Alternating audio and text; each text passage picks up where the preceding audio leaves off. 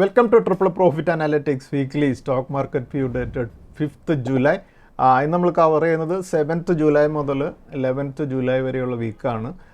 നമ്മൾ കഴിഞ്ഞ ആഴ്ചയിൽ മാർക്കറ്റ് ഒന്ന് കൺസോളിഡേറ്റ് ചെയ്യുന്നതാണ്. നമുക്ക് ഇതിനു മുമ്പുള്ള വീക്കിലെ ഒരു റാലിക്ക് ശേഷം കഴിഞ്ഞ വീക്കിൽ ജസ്റ്റ് 176 പോയിൻറ്റ്സിൻ്റെ ലോസോട് കൂടിയാണ് നിഫ്റ്റി ക്ലോസ് ചെയ്തിരിക്കുന്നത്. നിഫ്റ്റിയുടെ വീക്ക്ലി ചാർട്ടാണ് നമ്മളിപ്പോൾ കാണുന്നത്.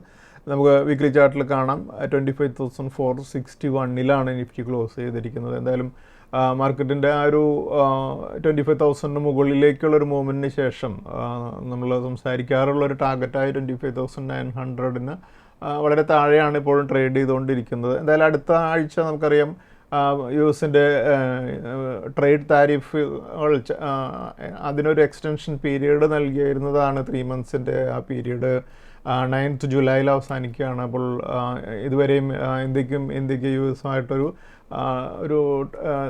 ട്രേഡ് താരിഫിൻ്റെ ഒരു സെറ്റിൽമെൻറ്റിലേക്ക് എത്താൻ സാധിച്ചിട്ടില്ല. അതുകൊണ്ട് ഈ അഡീഷണലായിട്ട് താരിഫുകൾ ഇന്ത്യയുടെ മേൽ വരും എന്ന് തന്നെ നമ്മൾ പ്രതീക്ഷിക്കണം. എന്തായാലും സർവീസസുകളെ ഈ താരിഫ് ബാധിക്കുന്നില്ല. അതുകൊണ്ട് IT സെക്ടറിനെ സംബന്ധിച്ചിടത്തോളം ഈ ഒരു താരിഫുകൾ കാര്യമായിട്ട് ഇമ്പാക്റ്റ് ചെയ്യില്ല. അതുപോലെ തന്നെ ഫാർമ സെക്ടറാണ് മറ്റൊരു സെക്ടർ. ഇന്ത്യക്ക് ഏറ്റവും കൂടുതൽ റവന്യൂ യൂസ് എന്നുള്ളൊരു സെക്ടറാണ് ഫാർമ സെക്ടർ. പക്ഷേ ഫാർമ സെക്ടർ നമുക്ക് അറിയാം യൂസിനെ സംബന്ധിച്ചിടത്തോളം അവരെ സംബന്ധിച്ചിടത്തോളം എസെൻഷ്യൽ ആയിട്ടുള്ളൊരു ഐറ്റം ആയതുകൊണ്ട് അവിടെയും താരിഫുകൾ വലിയ രീതിയിൽ വരുമെന്ന് നമുക്ക് പ്രതീക്ഷിക്കാനാവില്ല. പക്ഷേ ഓട്ടോമൊബൈൽസ് പോലെയുള്ള സെക്ടേഴ്സിലൊക്കെ ഒരു പക്ഷേ താരിഫുകൾ വരികയാണെങ്കിൽ അങ്ങനെയുള്ള സ്റ്റോക്കുകളിലൊക്കെ അതിൻ്റേതായിട്ടുള്ളൊരു വൊളാറ്റിലിറ്റി നമ്മൾ അടുത്ത ദിവസങ്ങളിൽ പ്രതീക്ഷിക്കണം. എന്തായാലും വലിയ താരിഫുകൾ വന്നാലും ഇന്ത്യൻ ഗവൺമെൻറ് യുഎസിൻ്റെ പ്രഷർ ടാക്ടിക്സിന് അതിനു മുമ്പിൽ വളരെ സ്റ്റേണായിട്ട് നിൽക്കുന്നതുകൊണ്ട് തന്നെ കുറച്ച് സമയത്തേക്ക് എന്തായാലും ഈ താരിഫുകൾ നിൽക്കും എന്ന് പ്രതീക്ഷിക്കണം. പക്ഷേ യുഎസിനെ സംബന്ധിച്ചിടത്തോളം ഇതുപോലെ വലിയ താരിഫുകൾ ഇന്ത്യൻ കമ്പനികളുടെ പ്രോഡക്ട്സിന് ചാർജ് ചെയ്യുകയാണെങ്കിൽ അത് അൾട്ടിമേറ്റ്ലി അത് കസ്റ്റമേഴ്സിൽ തന്നെ അവരുടെ യുഎസിലെ കസ്റ്റമേഴ്സിൻ്റെ കോസ്റ്റ് ഇൻക്രീസ് ചെയ്യും എന്നുള്ളത് കൊണ്ട് തന്നെ നമ്മൾ വരുന്ന ദിവസങ്ങളിൽ യുഎസ് അത് നെഗോഷിയേറ്റ് ചെയ്ത് ഒരു റീസണബിൾ ലെവലിലേക്ക് കൊണ്ടുവരുമെന്ന് തന്നെയാണ് ഞാൻ പ്രതീക്ഷിക്കുന്നത്. എന്തായാലും കുറച്ച് ദിവസങ്ങളിലേക്ക് ഒരു പക്ഷേ നെക്സ്റ്റ് വീക്കിൽ ഗ്ലോബൽ മാർക്കറ്റ്സ് തന്നെ ഇതിൻ്റെ പേരിലുള്ളൊരു വൊളാറ്റിലിറ്റി കണ്ടേക്കാം. പക്ഷേ നമ്മുടെ മാർക്കറ്റ്, ഇന്ത്യൻ മാർക്കറ്റ് ഇപ്പോൾ നമുക്കറിയാം ഒരു 25,000 മുകളിൽ ബ്രേക്ക് ഔട്ട് വന്നതിന് ശേഷം നമ്മളുടെ ഒരു 25,900 എന്നുള്ള ഒരു ടാർഗറ്റ് ടച്ച് ചെയ്യാനുള്ളൊരു മൂഡിലാണ് ഇപ്പോൾ നിൽക്കുന്നത്. അതുപോലെ തന്നെ നമുക്കറിയാം ഗ്ലോബലായിട്ടുള്ള ടെൻഷൻസ് കുറേയധികം ഇറാനും ഇസ്രായേലും തമ്മിലുള്ള ഒരു വാർലൈക്ക് സിറ്റുവേഷൻ ഉണ്ടായത് അവസാനിച്ചിരിക്കുകയാണ്. അതുപോലെ ഇന്ത്യയും പാകിസ്ഥാനും തമ്മിലുള്ള ഇഷ്യൂവും തീർന്നു. അപ്പോൾ ഓൾമോസ്റ്റ് ഒരു ജിയോ പൊളിറ്റിക്കൽ ടെൻഷൻസ് നമ്മളെ സംബന്ധിച്ചിടത്തോളം അവസാനിച്ചു എന്ന് പറയാം. പിന്നെ മറ്റുള്ള കാര്യങ്ങൾ നോക്കുകയാണെങ്കിൽ ക്രൂഡ് ഓയിലിൻ്റെ പ്രൈസും ഇറാൻ ഇഷ്യൂ തീരുന്നതോടുകൂടി ഒന്ന് സ്റ്റെബിലൈസ് ചെയ്ത് വരുന്നുണ്ട്. അപ്പോൾ ഇന്ത്യയെ സംബന്ധിച്ചിടത്തോളം വളരെ നല്ല ഒരു പീരിയഡിലേക്കാണ് നമ്മൾ മൂവ് ചെയ്യുന്നത്. അതുപോലെ തന്നെ ഡിഫൻസ് സ്റ്റോക്കുകൾ കുറേയധികം ഓർഡേഴ്സ് വരുന്നു. അത് നമുക്ക് കാണുകയുണ്ടായി. ഗവൺമെൻറ്റിൻ്റെ ഒരു 1 lakh crores ഓർഡേഴ്സ് കഴിഞ്ഞ വീക്കിലൊക്കെ നമ്മുടെ ഇന്ത്യൻ കമ്പനികൾക്ക് വരുന്നതും ഡിഫൻസ് സെക്ടറിൽ തന്നെ വരുന്നതൊക്കെ നമ്മൾ കാണുകയുണ്ട്. അപ്പോൾ ഇതിൻ്റെയൊക്കെ റിഫ്ലക്ഷൻ ഇന്ത്യൻ മാർക്കറ്റ്സിലേക്ക് വരികയും ഇതിൻ്റെ ഒരു പോസിറ്റീവ് ഔട്ട്കം എന്നുള്ളത് നമ്മൾ കുറച്ച് ഈ ഷോർട്ട് ടൈം ഓരോ ഇവൻറ്റുകളിൽ നിന്നും മാറി നമ്മൾ ചിന്തിക്കുകയാണെങ്കിൽ നിഫ്റ്റി അടുത്ത ഒരു മൂവ്മെൻറ്റ് നമ്മൾ തുടങ്ങുമ്പോൾ 28,000 അവിടെ നിന്നൊരു മീഡിയം ടൈമിലേക്ക് നോക്കുകയാണെങ്കിൽ 30,000 ലെവലിലേക്കൊക്കെ ഉള്ള നിഫ്റ്റിയിലൊരു മൂവ്മെൻറ്റാണ് ഇനി വരാനിരിക്കുന്നത് എന്നുള്ള ആ ഒരു വിഷൻ നമ്മൾക്ക് ഇൻവെസ്റ്റേഴ്സിന് വേണം. അതുകൊണ്ട് തന്നെ ആ ഒരു ലെവലിലായിരിക്കണം നമ്മൾ ചിന്തിക്കേണ്ടതും നമ്മുടെ ഇൻവെസ്റ്റ്മെൻറ്റ്സിലെല്ലാം ഹോൾഡിങ്സ് വേണ്ടതും. ഈ ഷോർട്ട് ടൈം ഫ്ലക്ച്വേഷൻസ് അതുപോലെ അല്ലെങ്കിൽ ഷോർട്ട് ടൈം നെഗറ്റീവ് ഇവൻസിലേക്ക് കൂടുതൽ കോൺസെൻട്രേഷൻ നൽകി അതിനെപ്പറ്റി കൂടുതൽ വറീഡ് ആവാതിരിക്കുക. നിഫ്റ്റി 30,000 ലെവലിലേക്ക് മൂവ് ചെയ്യുമ്പോൾ ഉള്ള പ്രോഫിറ്റിന് വേണ്ടിയിട്ടുള്ള ഇൻവെസ്റ്റ്മെൻറ്റ്സ് ആണെന്നെങ്കിലും ഉള്ള ആ ഒരു മീഡിയം ടൈം ഔട്ട്ലുക്കെങ്കിലും നമ്മുടെ ഇൻവെസ്റ്റ്മെൻറ്റ്സ് ചെയ്യുന്നവർക്ക് വേണം. എങ്കിലാണ് നമുക്ക് ഇൻവെസ്റ്റ്മെൻറ്റ്സിൽ നിന്നുള്ള പ്രോഫിറ്റ്സിലേക്ക് നേടാനായിട്ട് സാധിക്കുക. കഴിഞ്ഞ ദിവസങ്ങളിലൊക്കെ നമ്മൾ കണ്ടു കുറേയധികം സ്റ്റോക്കുകളൊക്കെ പ്രോഫിറ്റിലേക്ക് വീണ്ടും വരുന്നത് നമ്മൾ കാണുകയുണ്ടായി. അതുപോലെ കഴിഞ്ഞ വീക്കിലുണ്ടായ ഒന്ന് രണ്ട് negative events futures and options എന്നുള്ള സെഗ്മെൻറ്റിലൊക്കെ കുറേ അധികം ഇമ്പാക്റ്റുകൾ ഉണ്ടാക്കാവുന്ന ഒരു കാര്യമാണ്. അതിനെക്കുറിച്ച് നമുക്ക് അടുത്ത സെഗ്മെൻറ്റിൽ സംസാരിക്കാം. നമ്മളിപ്പോൾ കാണുന്നത് സെൻസെക്സിൻ്റെ ചാർട്ടാണ്. സെൻസെക്സ് നമ്മളിപ്പോൾ കാണുന്നത് 83,432 കഴിഞ്ഞ വീക്കിൽ ക്ലോസ് ചെയ്തിരിക്കുന്നതാണ്. 626 പോയിൻറ്റ്സ് ആണ് കഴിഞ്ഞ വീക്കിൽ ലോസ് വന്നിരിക്കുന്നത്. അതുപോലെ നിഫ്റ്റിയുടെ മിഡ് ക്യാപ്പ് ഇൻഡെക്സ് ക്ലോസ് ചെയ്തിരിക്കുന്നത് 59,677 292 പോയിൻറ്റ്സ് ഉയർന്നാണ് മിഡ് ക്യാപ്പ് ഇൻഡെക്സ് ക്ലോസ് ചെയ്തത്. അതേസമയം നിഫ്റ്റിയുടെ സ്മോൾ ക്യാപ്പ് ഇൻഡെക്സ് 56 പോയിൻറ്റ്സ് ഉയർന്ന് 19,033 കഴിഞ്ഞ വീക്കിൽ ക്ലോസ് ചെയ്തിരിക്കുന്നത് നമുക്ക് കാണാൻ സാധിക്കും. അതുപോലെ നമ്മൾ കഴിഞ്ഞ വീക്കിൽ നമ്മൾ കണ്ട ഒരു ഇമ്പോർട്ടൻ്റ് ആയിട്ടുള്ളൊരു ന്യൂസ്, സെബി ജെയിൻ സ്ട്രീറ്റ് എന്ന് പറയുന്ന യു എസ് ബ്രോക്കിംഗ് ഫേമിനെ ഇന്ത്യൻ ഓപ്പറേഷൻസിൽ നിന്നും ബാൻ ചെയ്യുകയുണ്ടായി. അതുപോലെ തന്നെ അവർ ഒരു 4,840 crores അവരുടെ അക്കൗണ്ടുകൾ ഫ്രീസ് ചെയ്തുകൊണ്ടും ഒരു ഓർഡർ വരികയുണ്ടായത്.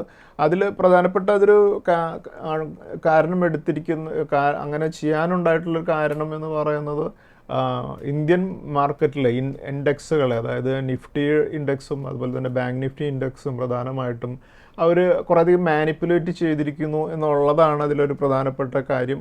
അതുപോലെ തന്നെ അവർ കഴിഞ്ഞ ജനുവരി 23 മുതൽ മാർച്ച് 25 വരെയുള്ള പീരിയഡിൽ ഡെറിവേറ്റീവ്സ് ട്രേഡിങ്ങിൽ നിന്ന് അവർ 36,500 crores പ്രോഫിറ്റ്, അത് നമ്മൾ പ്രത്യേകം ശ്രദ്ധിക്കണം. 36,500 crores പ്രോഫിറ്റാണ് ഈ ഓപ്ഷൻസിൻ്റെ ഫ്യൂച്ചേഴ്സ് ട്രേഡിങ്ങിൽ നിന്ന് അവർ പ്രോഫിറ്റ് നേടിയിരിക്കുന്നത് എന്നുള്ളതാണ് നമുക്ക് മനസ്സിലാക്കാനായിട്ട് സെബിയുടെ റിപ്പോർട്ടിൽ നിന്ന് തന്നെ മനസ്സിലാക്കാനായിട്ട് സാധിക്കുന്നത്. അപ്പോൾ ഈ 36,500 എന്നുള്ള 36,500 crores എമൗണ്ട് എവിടെ നിന്നാണ് വന്നിട്ടുള്ളതെന്ന് നമ്മളൊന്ന് ആലോചിക്കുകയാണെങ്കിൽ നമുക്ക് മനസ്സിലാക്കാൻ സാധിക്കും.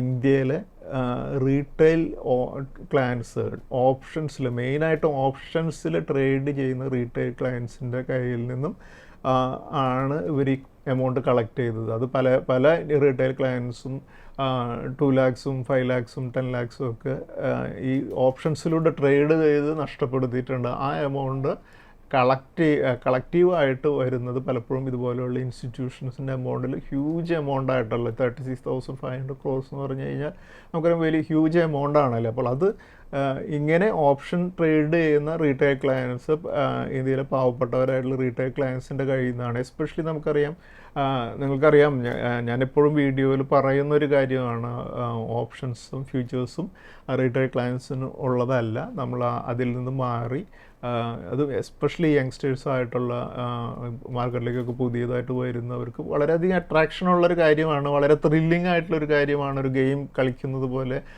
ഓപ്ഷൻസിൽ ട്രേഡ് ചെയ്യുക എന്ന് പറഞ്ഞാൽ വളരെ ത്രില്ലിംഗ് ആയിട്ടുള്ള ഒരു കാര്യമാണ്. അവിടെ നമ്മൾ കുറേ അധികം കാര്യങ്ങൾ പഠിക്കുന്നു, അതെല്ലാം നമ്മൾ അപ്ലൈ ചെയ്ത് നോക്കുന്നു. പക്ഷേ അൾട്ടിമേറ്റ്ലി ഓപ്ഷൻ ട്രേഡിങ്ങിൽ നമ്മുടെ ക്യാപിറ്റൽ 0 വരെ ആയി പോകുന്നതാണ് നമ്മൾ കാണാറുള്ളത്. അപ്പോൾ അത് ഞാൻ ഇത്രയും വർഷത്തെ ബ്രോക്കിങ്ങിലൊക്കെ ഉള്ള എക്സ്പീരിയൻസ് കൊണ്ട് ആണ് പറയുന്നത്. ഇത് പലപ്പോഴും നമ്മളിപ്പോൾ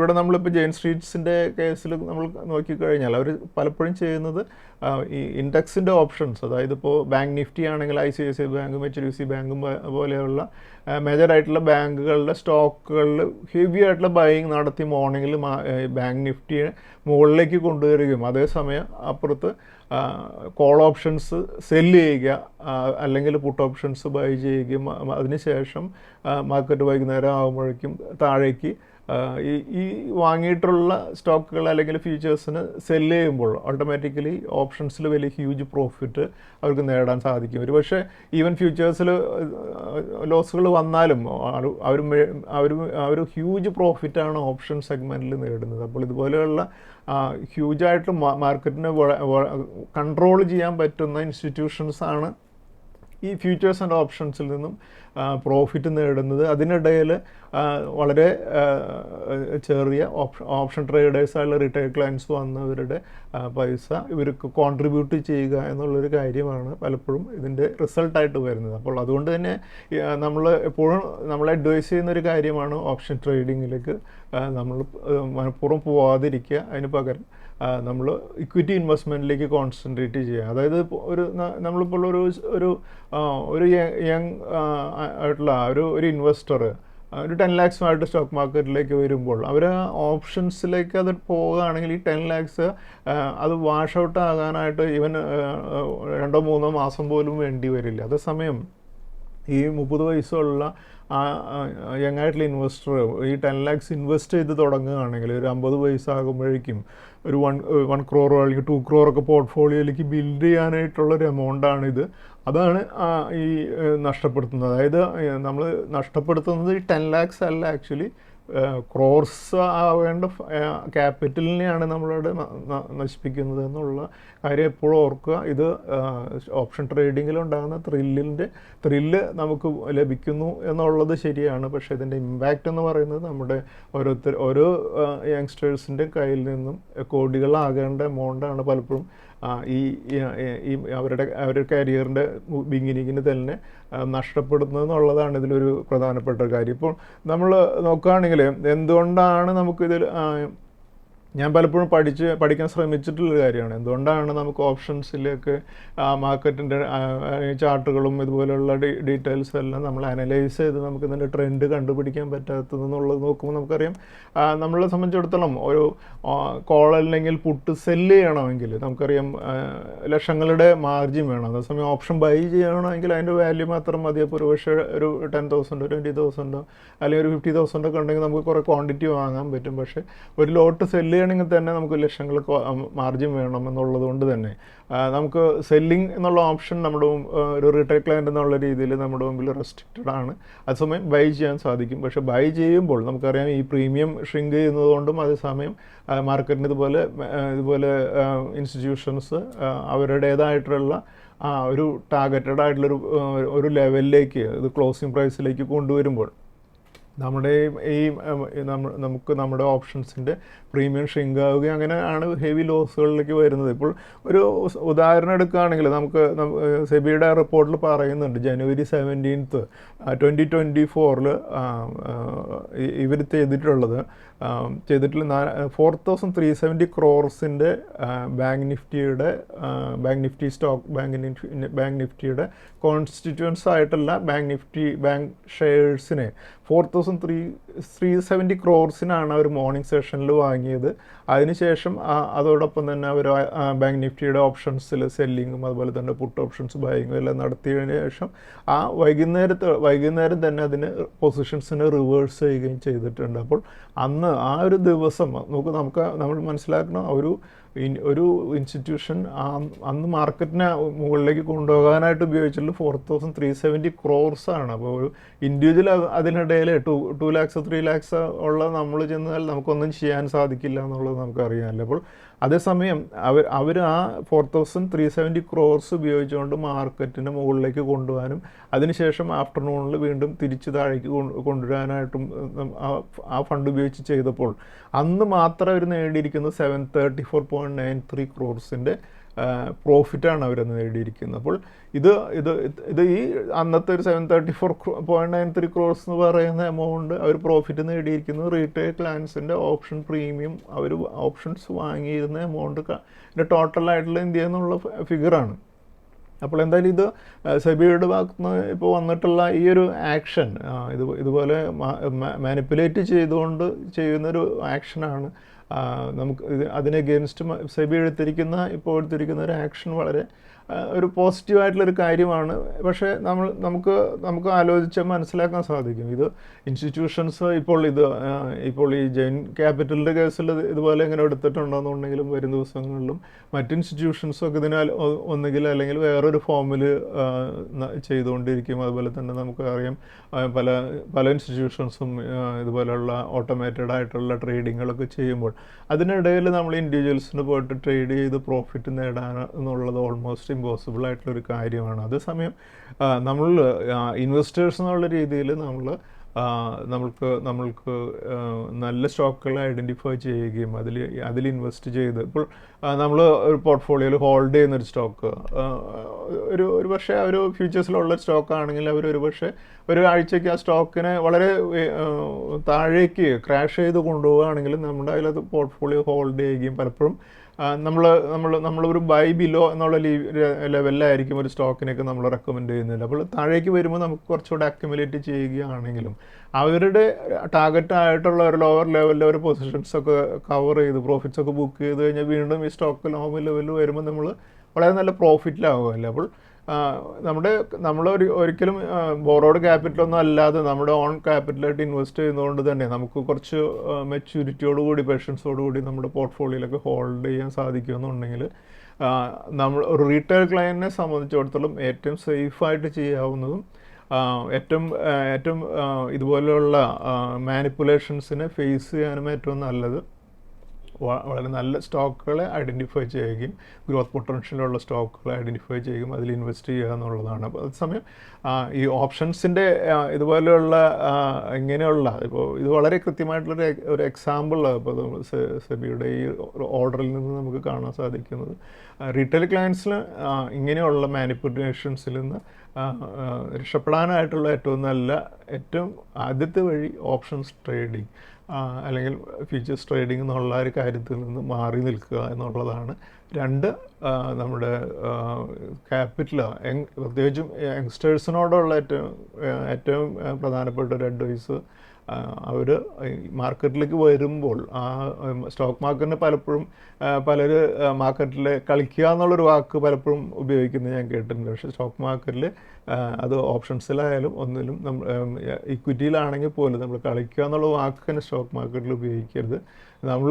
നമ്മുടെ ക്യാപിറ്റൽ ബിൽഡ് ചെയ്യാനായിട്ട് ഇനീഷ്യലി സ്റ്റോക്ക് മാർക്കറ്റിൽ വരുമ്പോൾ നമ്മുടെ ക്യാപിറ്റൽ ബിൽഡ് ചെയ്യാനുള്ളൊരു പീരീഡാണ് നമുക്കൊരു 30 to 40 ഏജ് പീരിയഡ് എന്നുള്ളത്. അത് വളരെ ക്രൂഷ്യലായിട്ടുള്ള പീരിയഡാണ്. ഞങ്ങൾ ഇപ്പോൾ ബേസിക്കലി മാർക്കറ്റിൽ നിന്ന് ഇൻവെസ്റ്റ് ചെയ്തിട്ടുള്ള ഞാനടക്കം ഉള്ള ഇൻവെസ്റ്റ്മെൻറ്റിലൂടെ വെൽത്ത് ക്രിയേറ്റ് ചെയ്തിട്ടുള്ള എല്ലാവരും നോക്കിക്കഴിഞ്ഞാൽ നിങ്ങൾക്ക് കാണാൻ സാധിക്കും ആ പീരിയഡിൽ ട്രേഡിങ്ങിലേക്ക് പോകാതെ ഇൻവെസ്റ്റ്മെൻറ്റിലേക്ക് ഒരു 30 വയസ്സ് മുതൽ ഒരു 40 വയസ്സിലേക്ക് വരെ കോൺസെൻട്രേറ്റ് ചെയ്ത് കഴിഞ്ഞാൽ നമുക്കൊരു വെൽത്ത് ബിൽഡ് ചെയ്ത് ഓട്ടോമാറ്റിക്കലി മാർക്കറ്റിൽ നിന്ന് വരും.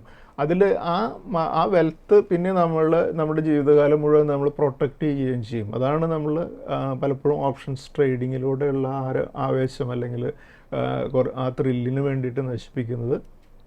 അതിൽ നിന്ന് മാറി നമ്മൾ ഇക്വിറ്റി മാർക്കറ്റിൽ ഇൻവെസ്റ്റ്മെൻറ്റിലേക്ക് മാറുക. അത് വളരെ സേഫായിട്ട് നമ്മൾ നല്ല രീതിയിലേക്ക് നമ്മുടെ ഫ്യൂച്ചറിന് വളരെ നല്ല രീതിയിൽ സഹായിക്കും. പ്രത്യേകിച്ചും ഈ ഓപ്ഷൻ ട്രേഡിങ്ങിലേക്ക് പോകുന്ന യങ്സ്റ്റേഴ്സിന് വരുന്ന ഒരു വലിയൊരു പ്രോബ്ലം എന്ന് പറയുന്നത് ഇതൊരു അഡിക്ഷൻ പോലെ ആകും. അതുകൊണ്ട് തന്നെ പിന്നീട് പലപ്പോഴും ഇത് കണ്ടിന്യൂ ചെയ്ത് വർഷങ്ങളോളം 10, 40, 45 വയസ്സ് വരെയൊക്കെ ഇത് കണ്ടിന്യൂ ചെയ്ത് പോകുന്ന പലരും ഉണ്ട്. അപ്പോൾ അതുകൊണ്ട് തന്നെ നമ്മളിതിലേക്ക് കഴിയുമെങ്കിൽ ഈ വീഡിയോ ഒക്കെ കാണുന്ന യങ്സ്റ്റേഴ്സ് ഓപ്ഷൻ ട്രേഡിംഗ് തുടങ്ങാതിരിക്കുക എന്നുള്ളത് തന്നെയാണ് ചെയ്യേണ്ടത്. അതൊരു വലിയൊരു ഡേഞ്ചറസ് ആയിട്ടുള്ള ഏരിയ ആണ്. കാരണം ഇത് ഇതുപോലുള്ള ഇൻസ്റ്റിറ്റ്യൂഷൻസ് മാർക്കറ്റിനെ കൺട്രോൾ ചെയ്യാൻ ഉള്ള കപ്പാസിറ്റി ഉള്ളവർ ചെയ്യുന്ന വൊളാറ്റിലിറ്റി ഉണ്ടാക്കുന്ന കാര്യങ്ങളുടെ ഇടയിൽ നമ്മൾ പോകാതെ ഇക്വിറ്റി മാർക്കറ്റിൽ നമ്മൾ നല്ല സ്റ്റോക്കുകൾ വാങ്ങി ഡിമാറ്റ് അക്കൗണ്ടിൽ ഇട്ട് കഴിഞ്ഞാൽ ആ സമയത്തുണ്ടാകുന്ന വൊളാറ്റിലിറ്റി പിന്നീട് ആ സ്റ്റോക്കിൽ എന്തെങ്കിലുമൊക്കെ അതിൻ്റെ പ്രൈസിൽ മൂവ്മെൻറ്റ് ഉണ്ടാക്കാനായിട്ട് ഏതെങ്കിലും ഇൻസ്റ്റിറ്റ്യൂഷൻസൊക്കെ ശ്രമിച്ചാൽ പോലും നമ്മളെ സംബന്ധിച്ചിടത്തോളം ആ പീരീഡ് പേഷ്യൻസോടുകൂടി വെയിറ്റ് ചെയ്ത് കഴിയുമ്പോൾ നമുക്ക് പ്രോഫിറ്റ് നേടാനായിട്ട് നമുക്ക് സാധിക്കും. എസ്പെഷ്യലി നമ്മൾ സ്റ്റോക്സ് ഫ്യൂച്ചേഴ്സിൽ ട്രേഡ് ചെയ്യുന്ന സ്റ്റോക്കുകളിൽ പലപ്പോഴും നമ്മളൊരു പക്ഷേ ഇതുപോലെ 15%, 20% മൂവ്മെൻറ്റ് കണ്ടാലും നമ്മളധികം വറീഡ് ആവാതെ നമ്മുടെ പോർട്ട്ഫോളിയോ ഹോൾഡ് ചെയ്യുകയും ആ സ്റ്റോക്കുകളിൽ നമ്മൾ ചെയ്യേണ്ട ഒരു സ്ട്രാറ്റജിയാണ് താഴെ വരുമ്പോൾ കുറേ കൂടി ആഡ് ചെയ്തുകൊണ്ടിരിക്കുകയാണെങ്കിൽ നമ്മൾക്ക് വളരെ നല്ല രീതിയിൽ പ്രോഫിറ്റ്സ് നേടാനായിട്ട് നമുക്ക് സാധിക്കാറുണ്ട്. അതുപോലെ മറ്റൊരു സ്റ്റോക്കാണ് കഴിഞ്ഞ ദിവസത്തിൽ ഞങ്ങൾ ഇൻസ്റ്റാഗ്രാമിൽ ഞാൻ ഈ ചാർട്ട് ഷെയർ ചെയ്യുകയുണ്ടായി. റിലാക്സോ ഫുട്വെയർസ് എന്നുള്ള സ്റ്റോക്ക്. ഈ സ്റ്റോക്ക് ഒരു 1448 ലെവലിൽ, അതായത് ഒക്ടോബർ 2021 പീരീഡിൽ 1448 പീരീഡ് ലെവലിലൊക്കെ ട്രേഡ് ചെയ്തിരുന്നതാണ്. അതിനുശേഷം വലിയൊരു കറക്ഷനിലൂടെയാണ് ഈ സ്റ്റോക്ക് കടന്നു പോയിട്ടുള്ളത്. 390 ലെവലിൽ വന്ന് ഈ സ്റ്റോക്ക് ഒരു ട്രിപ്പിൾ ബോട്ടം ഒക്കെ സെറ്റ് ചെയ്തതിന് ശേഷം ഇപ്പോൾ ഉള്ളൊരു അപ്വേർഡ് മൂവ്മെൻറ്റിലാണ്. മൂവിങ് ആവറേജുകളിലൊക്കെ മുകളിലേക്ക് ഈ സ്റ്റോക്ക് ഇപ്പോൾ കഴിഞ്ഞ ആഴ്ചയിലും ഒരു 5%-ലധികമൊക്കെ ഫ്രൈഡേയിൽ മൂവ് ചെയ്ത് സ്റ്റോക്ക് ഒരു 465 ക്ലോസ് ചെയ്തിരിക്കുന്നത്. ഈ റിലാക്സ് ഓഫ് ഫുട്വെയർസ് നമുക്ക് വരും ദിവസങ്ങളിൽ ഒരു അപ്വേർഡ് മൂവ്മെൻറ്റ് പ്രതീക്ഷിക്കാവുന്ന ഒരു സ്റ്റോക്കാണ്. ഈ സ്റ്റോക്ക് നമുക്ക് നമ്മുടെ വാച്ച് ലിസ്റ്റിൽ കീപ്പ് ചെയ്യാം. നമുക്ക് ജൂലൈ മന്തിൽ നെക്സ്റ്റ് വീക്കോടുകൂടി ഈ Q1 റിസൾട്ട്സ് വരാൻ തുടങ്ങുകയാണ്. അതിൽ TCS ആണ് ഫസ്റ്റ് മേജറായിട്ടുള്ള റിസൾട്ട് ഡിക്ലെയർ ചെയ്ത കമ്പനി. 10th ജൂലൈയിലാണ് TCSൻ്റെ റിസൾട്ട് വരുന്നത്. അതിനുശേഷം കുറേയധികം പ്രധാനപ്പെട്ട കമ്പനികളെല്ലാം റിസൾട്ട്സ് ഡിക്ലെയർ ചെയ്യുന്നുണ്ട്. അപ്പോൾ ഈ റിസൾട്ട്സിൻ്റെ ബേസ് ചെയ്തിട്ട് നമുക്ക് കുറേയധികം സ്റ്റോക്കുകളിൽ നമുക്ക് ബൈ ഓപ്പർച്യൂണിറ്റി ലഭിക്കാനുള്ള പോസിബിലിറ്റി കൂടുതലാണ്. കാരണം നമുക്കറിയാം മാർക്കറ്റ് നമ്മുടെ എക്കണോമി വളരെ നല്ല രീതിയിലാണ് ഇപ്പോൾ പെർഫോം ചെയ്തുകൊണ്ടിരിക്കുന്നത്. കുറച്ച് ദിവസമൊക്കെ ഒരു വാർലൈക്ക് സിറ്റുവേഷനൊക്കെ ഉണ്ടായ ഒരു ക്വാർട്ടറാണ് എന്നുണ്ടെങ്കിലും കാര്യമായിട്ട് ബിസിനസ്സിനൊന്നും ഒരു ഡിസ്ട്രപ്ഷൻസ് ഒന്നും ഉണ്ടായില്ല എന്നുള്ളത് വളരെ ഭാഗ്യമായിട്ടുള്ളൊരു കാര്യം തന്നെയാണ്. അപ്പോൾ ഒരു വാർലൈക്ക് സിറ്റുവേഷനിലൂടെയൊക്കെ കടന്നു പോകുമ്പോൾ പ്രത്യേകിച്ചും അതൊരു ഏതൊരു രാജ്യത്തെ സംബന്ധിച്ചിടത്തോളം വലിയ ബുദ്ധിമുട്ടുകൾ ഉണ്ടാകാനുള്ള സാഹചര്യങ്ങൾ കൂടുതലാണ്. പക്ഷേ ലക്കിലി അങ്ങനെയൊന്നും ഇല്ലാതെ തന്നെ നമുക്ക് ഈ ക്വാർട്ടറുകൾ നമുക്ക് അവസാനിപ്പിക്കാൻ സാധിച്ചിട്ടുണ്ട്. അപ്പോൾ വളരെ നല്ല റിസൾട്ടാണ് ഞാൻ വരും ദിവസങ്ങളിൽ പല കമ്പനികളിൽ നിന്നും നമ്മൾ പ്രതീക്ഷിക്കുന്നത്. അതുപോലെ നമുക്കിനി നെക്സ്റ്റ് കഴിഞ്ഞ വീക്കിൽ ബെസ്റ്റ് പെർഫോമിങ് സ്റ്റോക്കുകളുടെ ഒരു ലിസ്റ്റ് നോക്കാം. അതിൽ നമുക്ക് കാണാം റെയ്മണ്ട് 19% ആണ് കഴിഞ്ഞ വീക്കിൽ ഉയർന്ന് ക്ലോസ് ചെയ്തത്. അസാഹി ഗ്ലാസ് 17% ഉയർന്നും, ചെന്നൈ പെട്രോളിയം 14% ഉയർന്നും, നാറ്റ്കോ ഫാർമ 14% ഉയർന്നും, ലോറസ് ലാബ്സ് 14% ഉയർന്നും, സിർമ SGS ടെക്നോളജി 13% ഉയർന്നും, DCM ശ്രീരാം 12% ഉയർന്നും, ബോഷ് 11% ഉയർന്നും, റെയ്മണ്ട് ലൈഫ് സ്റ്റൈൽ 11% ഉയർന്നും, ഹിമാദ്രി സ്പെഷ്യാലിറ്റി 11% ഉയർന്നും, ബ്ലൂ സ്റ്റാർ 10% ഉയർന്നും, LT ഫുഡ്സ് 10% ഉയർന്നും, കിർലോസ്കർ ബ്രദേഴ്സ് 9% ഉയർന്നും, ലേറ്റൻ വ്യൂ അനലിറ്റിക്സ് 8% ഉയർന്നും, ബയർ കോർപ്പ് സയൻസ് 8% ഉയർന്നാണ് ക്ലോസ് ചെയ്തത്. ഈ സ്റ്റോക്കുകളെല്ലാം ഒരു അപ് ട്രെൻഡിലാണ്. അതുകൊണ്ട് തന്നെ നമുക്ക് ഈ സ്റ്റോക്കുകളെ നമ്മുടെ വാച്ച് ലിസ്റ്റിൽ നമുക്ക് കീപ്പ് ചെയ്യാം. അതുപോലെ കഴിഞ്ഞ വീക്കിൽ 4 ഇൻസ്റ്റിറ്റ്യൂഷൻസിൻ്റെ ഡാറ്റ നോക്കുമ്പോൾ FIs സെല്ലേഴ്സ് ആയിരുന്നു. 6,604.5 crores സെല്ലേഴ്സ് ആയിരുന്നു. അതേസമയം ഡൊമസ്റ്റിക് ഇൻസ്റ്റിറ്റ്യൂഷൻസ് 7,609.5 crores ബയേഴ്സും ആയിരുന്നു. അടുത്തായി നമുക്കിനി നിഫ്റ്റിയുടെ അനാലിസിസിലേക്ക് കടക്കാം. നമ്മളിപ്പോൾ കാണുന്നത് നിഫ്റ്റിയുടെ കഴിഞ്ഞ വീക്കിലെ ട്രേഡിംഗ് പാറ്റേൺ ആണ്. 27th ജൂണിൽ നിഫ്റ്റി ക്ലോസ് ചെയ്തിരുന്നത് 25,637 30th ജൂണിൽ നിഫ്റ്റി 120 പോയിൻറ്റ്സ് താഴ്ന്നു. 1st ജൂലൈയിൽ 24 പോയിൻറ്റ്സ് ഉയർന്നു. 2nd ജൂലൈയിൽ 88 പോയിൻറ്റ്സ് താഴ്ന്നു. 3rd ജൂലൈയിൽ 48 പോയിൻറ്റ്സ് താഴ്ന്നു. അതുപോലെ 4th ജൂലൈയിൽ 55 പോയിൻറ്റ്സ് ഉയർന്നുമാണ് ക്ലോസ് ചെയ്തിരിക്കുന്നത്. നിഫ്റ്റിയുടെ കഴിഞ്ഞ വീക്കിൽ ഫ്രൈഡേയിൽ ക്ലോസിങ് 25,461 കഴിഞ്ഞ വീക്കിൽ 176 പോയിൻറ്റ്സിൻ്റെ ലോസോടുകൂടിയാണ് നിഫ്റ്റി ക്ലോസ് ചെയ്തിരിക്കുന്നത്. അതുപോലെ നിഫ്റ്റിയുടെ മന്ത്ലി ചാർട്ടിൽ നമുക്ക് കാണാൻ സാധിക്കും ജൂൺ മന്ത് ക്ലോസ് ചെയ്തത് 766 പോയിൻറ്റ്സ് കൂടെ ആഡ് ചെയ്താണ് നിഫ്റ്റി ക്ലോസ് ചെയ്തത്. അതിനുശേഷം ജൂലൈയിൽ 56 പോയിൻറ്റ്സിൻ്റെ ലോസോടുകൂടിയാണ് കഴിഞ്ഞ വീക്കിൽ ജൂലൈ മന്ത് നമ്മൾ ട്രേഡിംഗ് തുടങ്ങിയിരിക്കുന്നത്. അതുപോലെ നിഫ്റ്റിയുടെ വീക്കിൽ ചാർട്ടിൽ പ്രധാനപ്പെട്ട DMIs മാർക്ക് ചെയ്തിരിക്കുന്നത് നമുക്ക് അതിൽ കാണാം. കഴിഞ്ഞ വീക്കിൽ പുതിയൊരു 21,743 വരെയുള്ള ആ ഒരു കറക്ഷന് ശേഷമുള്ള ഒരു പുതിയ ഹൈ നമ്മൾ കഴിഞ്ഞ വീക്കിൽ ടെസ്റ്റ് ചെയ്തിരിക്കുന്നതാണ് 25,669. നമ്മൾ ഈ ചാർട്ടിൽ നമ്മൾ പ്രധാനപ്പെട്ട DMIs നോക്കുമ്പോൾ 200 DMI വരുന്നത് 24,090 50 DMI വരുന്നത് 24,843 20 DMI വരുന്നത് 25,164 100 DMI 23,933 ആയിരിക്കും. അതുപോലെ നമ്മൾ നിഫ്റ്റിയുടെ ഡെയിലി ചാർട്ടിൽ പ്രധാനപ്പെട്ട സപ്പോർട്ട് റെസിസ്റ്റൻസ് ലെവലുകൾ മാർക്ക് ചെയ്യുമ്പോൾ പിവറ്റ് പോയിൻ്റ് 25,484 അതിന് മുകളിൽ റെസിസ്റ്റൻസുകൾ 25,643 25,920 26,416 27,162 എന്നീ ലെവൽസാണ്. അതുപോലെ 25,484 താഴെ സപ്പോർട്ട് ലെവലുകൾ 25,305 24,967, 24,770, 24,023, 23,573 എന്നീ ലെവൽസാണ്. അതുപോലെ നമ്മൾ നെക്സ്റ്റ് വീക്കിലേക്കൊരു വീക്കിലി ട്രേഡിംഗ് റേഞ്ച് ഫിക്സ് ചെയ്യുമ്പോൾ അപ്പർ റേഞ്ച് 25,920യും ലോവർ റേഞ്ച് 24,967 ആണ്. പിവറ്റ് പോയിൻ്റായിട്ട് നിൽക്കുക 25,484 ആയിരിക്കും. അടുത്തതായി നമുക്ക് നെക്സ്റ്റ് വീക്കിലെ ഇൻവെസ്റ്റ്മെൻറ്റ് സ്ട്രാറ്റജീസിലേക്ക് കടക്കുമ്പോൾ നമ്മുടെ ഈ വീക്കിലെ സ്റ്റോക്ക് ഓഫ് ദി വീക്കായിട്ട് നമ്മൾ ഡിസ്കസ് ചെയ്യുന്നത് ഭാരത് ഡൈനാമിക്സ് എന്നുള്ള അല്ലെങ്കിൽ BDL എന്നുള്ള സ്റ്റോക്കാണ്. ഈ സ്റ്റോക്ക് കഴിഞ്ഞ വീക്കിൽ ക്ലോസ് ചെയ്തിരിക്കുന്നത് 1977 നമുക്ക് ഈ ലെവലിന് മുകളിൽ BDLനുള്ള അടുത്ത റെസിസ്റ്റൻസ് 2175 ആണ്. അതുകൊണ്ട് നമ്മുടെ ഇന്നത്തെ stock of the week Bharat Dynamics ആണ്. അതുപോലെ നമ്മുടെ നെക്സ്റ്റ് വീക്കിലേക്കുള്ള triple technical pick Karur Vysya Bank ആണ്. ഈ സ്റ്റോക്ക് 271 ലെവലിലാണ് ഒരു ബ്രേക്കൗട്ടോട് കഴിഞ്ഞ വീക്കിൽ ക്ലോസ് ചെയ്തിരിക്കുന്നത്. ഈ ലെവലിന് മുകളിൽ നെക്സ്റ്റ് നമുക്ക് എക്സ്പെക്റ്റ് ചെയ്യാവുന്ന ഒരു റെസിസ്റ്റൻസ് 300 ആണ്. അതുകൊണ്ട് നമ്മുടെ ഇന്നത്തെ triple technical pick Karur Vysya Bank ആണ്. അതുപോലെ നമ്മുടെ സ്റ്റോക്സ് വിത്ത് ടെക്നിക്കൽ ബ്രേക്കൗട്ടുകൾ ഏതൊക്കെയാണെന്ന് നോക്കാം. ഈ സ്റ്റോക്കുകൾ Lloyds Engineering, Aster DM, Laurus Labs, LT Foods, അതുപോലെ തന്നെ RBL ബാങ്ക് എന്നീ സ്റ്റോക്കുകളാണ്. ഈ സ്റ്റോക്കുകളെല്ലാം ഒരു അപ്വേർഡ് ഡയറക്ഷനിലുള്ള മൂവ്മെൻ്റ് ഉള്ള സ്റ്റോക്കുകളായതുകൊണ്ട് തന്നെ നമുക്ക് അടുത്ത ആഴ്ചയിലും ഈ സ്റ്റോക്കുകൾ നമ്മുടെ വാച്ച് ലിസ്റ്റിൽ കീപ്പ് ചെയ്യാം. Thank you. സെബി നൽകുന്ന രജിസ്ട്രേഷനും നിസം സർട്ടിഫിക്കേഷനും റിസർച്ച് അനലിസ്റ്റിന്റെ പ്രകടനത്തിന് ഒരു ഉറപ്പും നൽകുന്നില്ല. സെക്യൂരിറ്റീസ് മാർക്കറ്റുകളിലെ നിക്ഷേപം നഷ്ടസാധ്യതകൾക്ക് വിധേയമാണ്. നിക്ഷേപിക്കുന്നതിന് മുമ്പ് ബന്ധപ്പെട്ട എല്ലാ രേഖകളും ശ്രദ്ധാപൂർവം വായിക്കുക. ഇന്ന് ഉദ്ധരിച്ച സെക്യൂരിറ്റികൾ ഉദാഹരണങ്ങൾ മാത്രമാണ്, റെക്കമെൻഡേഷൻസ് അല്ല.